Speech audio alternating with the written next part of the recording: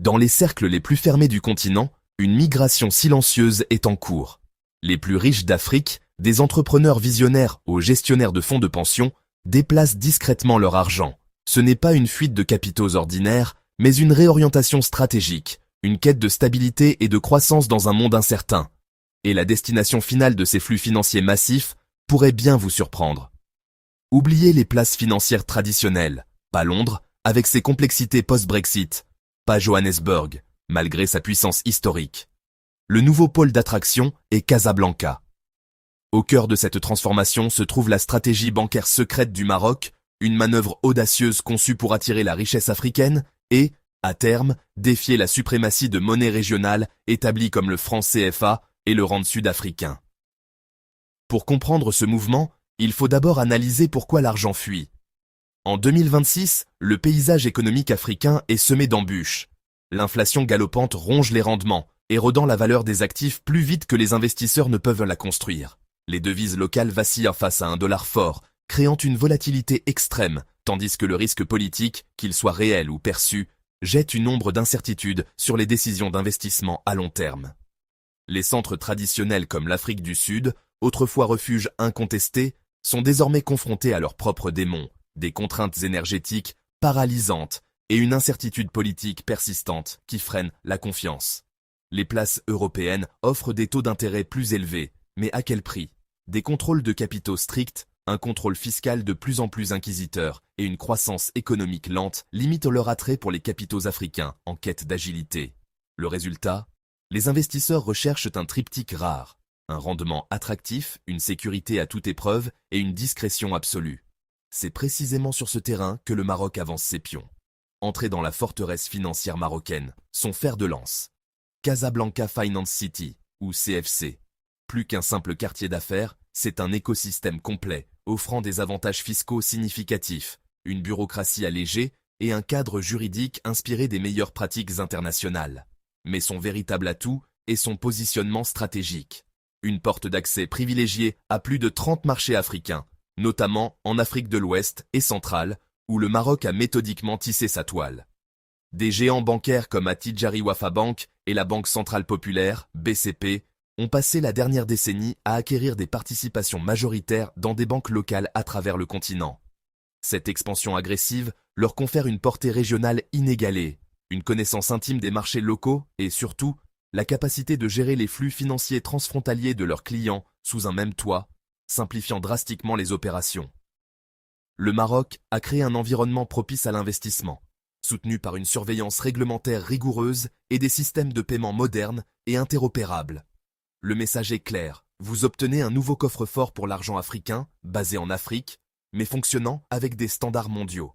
Maintenant, le clou du spectacle, le plan MRE plus investisseurs.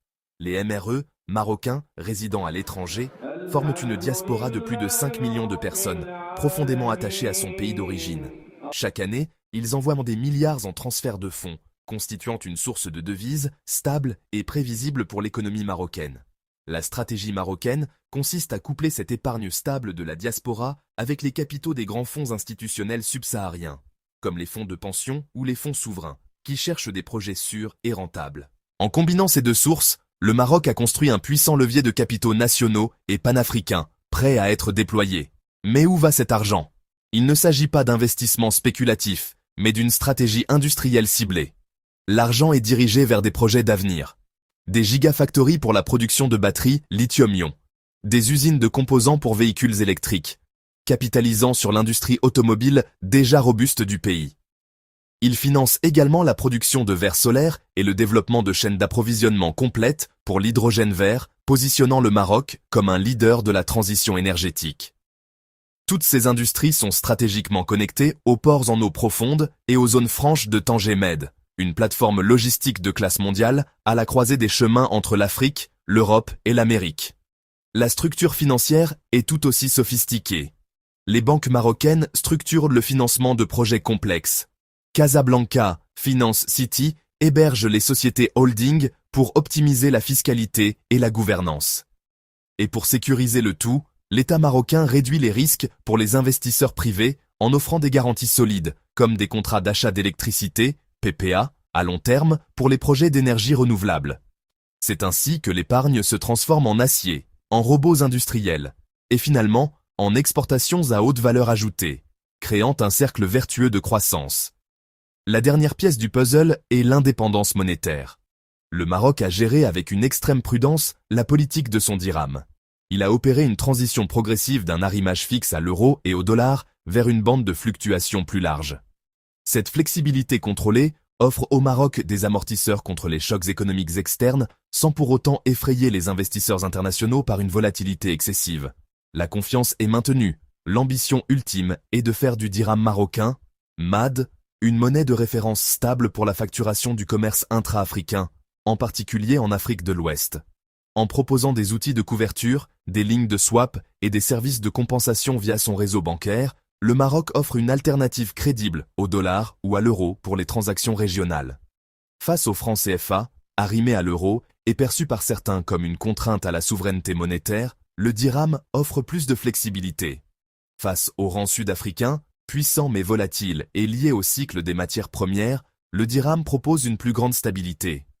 La stratégie marocaine n'est pas une confrontation directe, mais une offre progressive et pragmatique. Bien sûr, des risques demeurent. La dépendance énergétique du Maroc, bien que diminuant grâce aux énergies renouvelables, reste un défi.